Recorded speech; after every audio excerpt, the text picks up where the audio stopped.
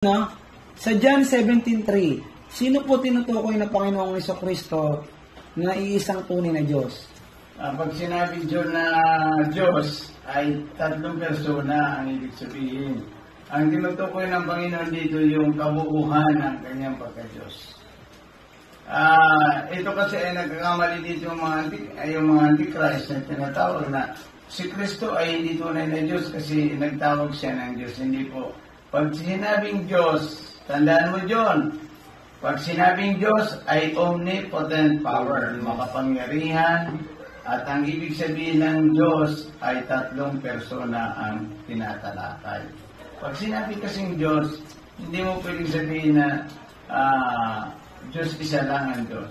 Kundi ang tinatalakay ng Diyos ay tatlong persona sa iisang Diyos. Isa lang ang Diyos, pero may tatlong persona. Pag sinabi mong Diyos, ang tinatawagan mo ay Diyos Ama, Diyos Anak, Diyos Espiritu. Yan ay Diyos. Yan tawag sa kanila ay Trinity sa isang Diyos. Salamat, John!